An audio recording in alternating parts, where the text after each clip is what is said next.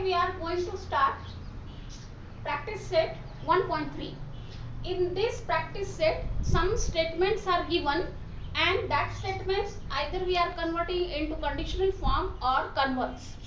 First question is write the following statement in the if then form.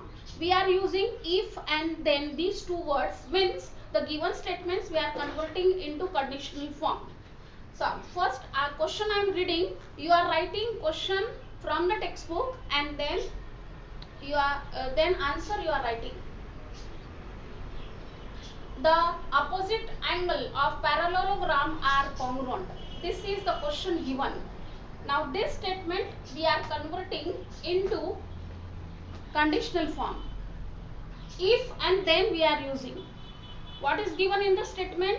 Opposite angles of parallelogram are congruent. Parallelogram is a four-sided figure, so that is quadrilateral. So the conditional form statement is if the quadrilateral is parallelogram, then its opposite angles are congruent. In this way, the conditional form if and then we are using to convert the simple statement into conditional form. Now in this question we are using if and then. In the problem set the same question is there where you are writing an antecedent and the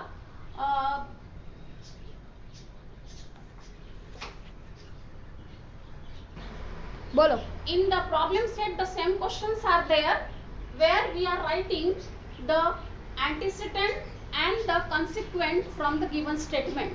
So statements are given in the conditional form. So here I am explaining the same one. This question is the conditional statement we are writing if the quadrilateral is parallelogram. So the statement which starts from if, this part is known as antecedent, and from the then this its opposite angles are congruent, this part is known as consequent. Only I am explaining this one so that you will understand how to write down the antecedent and consequent from the given conditional statement. Now the second question from the same question number 1, sub question 2, I am reading diagonals of rectangles are congruent. This is given. Now this statement is converted into conditional form by using if and then.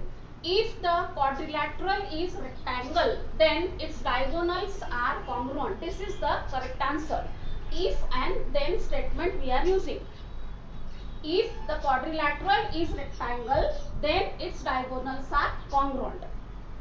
Third one, in an isosceles triangle, the segment joining the vertex and the midpoint of the base is perpendicular to the base. If the triangle is isosceles, three-sided figure is triangle. So if the triangle is isosceles, then only the segment joining the vertex and the midpoint of the base is perpendicular to the base. So these are the answers of the first question. You are writing question and then you are writing answer in the form of if and then. Using these two words you are converting into conditional form. Start. Now question number 2. Question number 2, conditional statements are given and we are converting the given statement into their converse. Converse means the if part is converted into then part and then part is converted into if. So here the second question, first sub question, the alternate angle formed by two parallel lines and their transversal are congruent. This statement is given and we are writing the converse of this statement.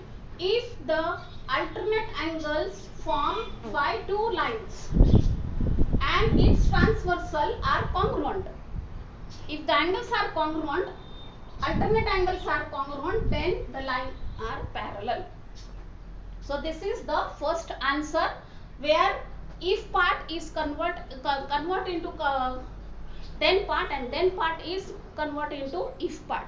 Interchange, we are interchanging the parts.